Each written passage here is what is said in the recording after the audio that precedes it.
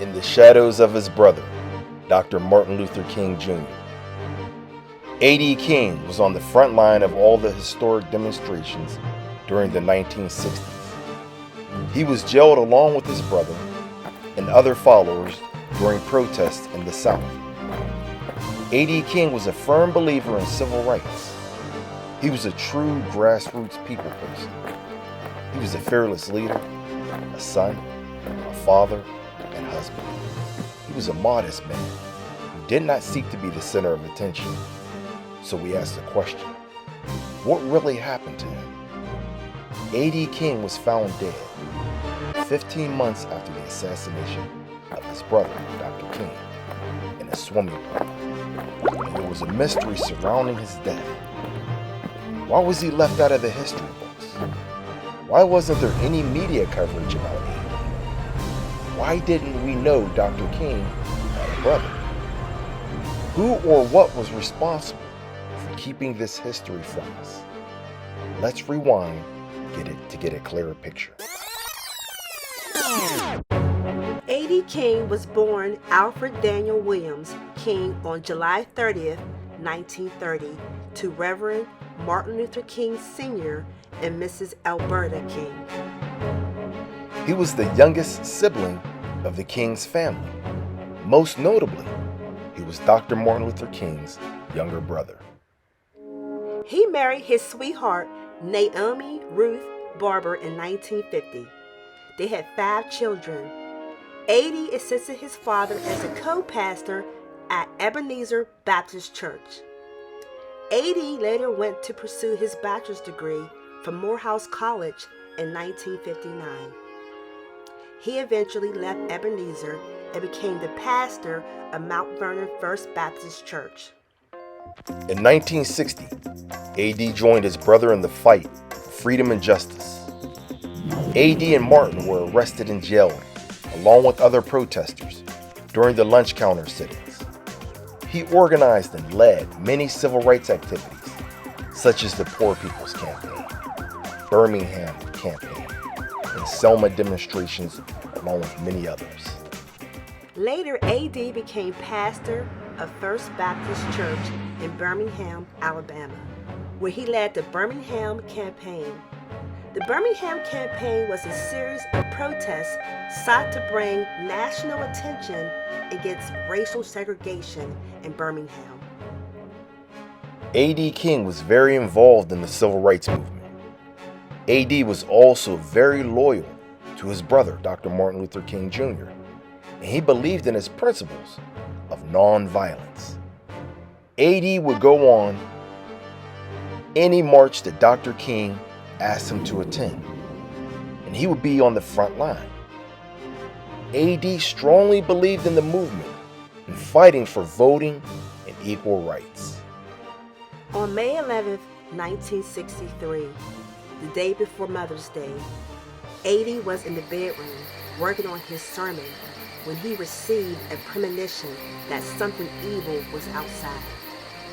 The feeling was so intense that it led A.D. to walk to his front door to look outside. He then discovered that what he was feeling was too eerie to the point he vacated himself and his entire family outside. As they were headed outside, a second bomb exploded. A.D. and his family were able to escape the home before being killed.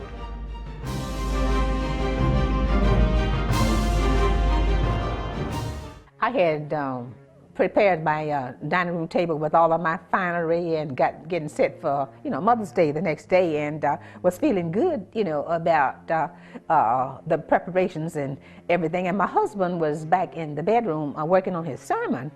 And so after I had finished decorating the table and all, I went and sat in the living room on my sofa, and there was a picture window directly in front of me. So I was just sitting there, and it was about 11 o'clock in the night, 11 o'clock.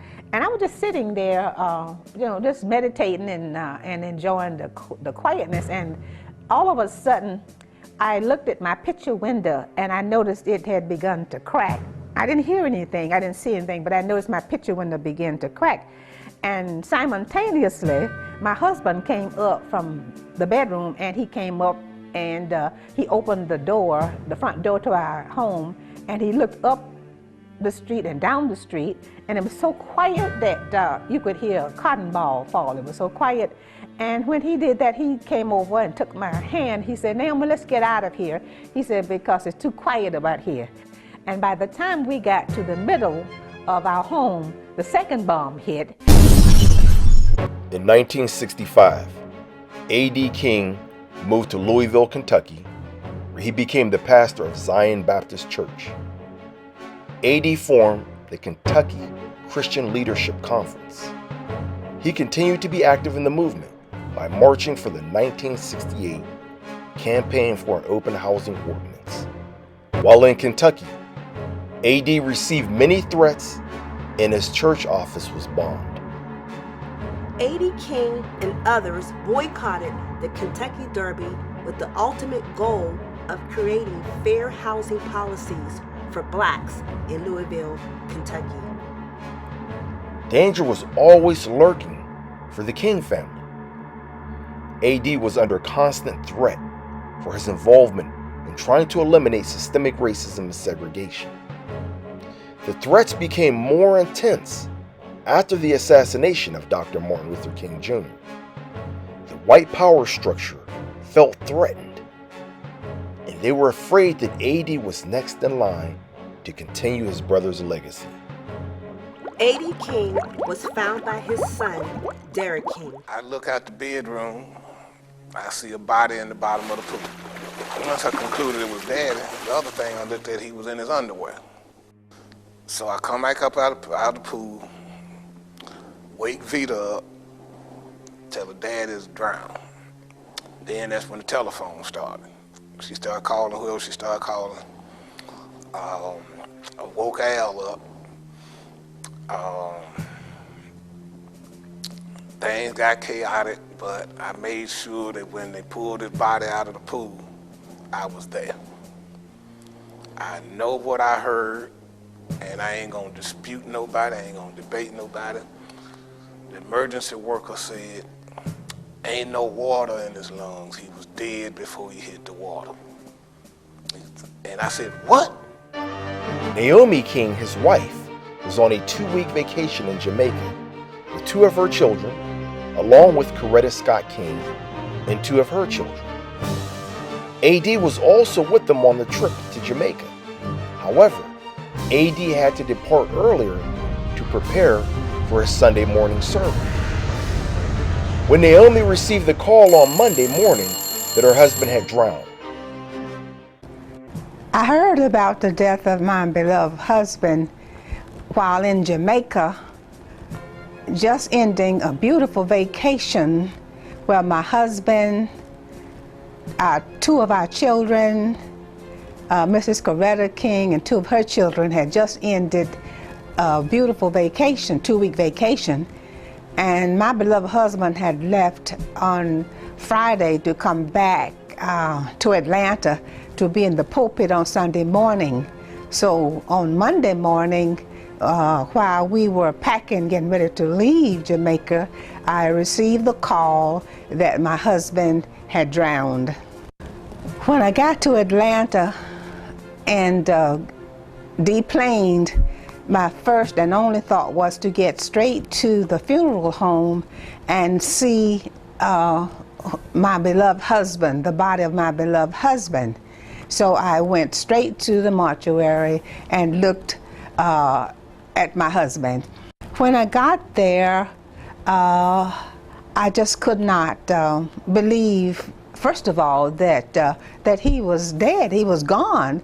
So I stood there, and then there was his body all covered with the sheet.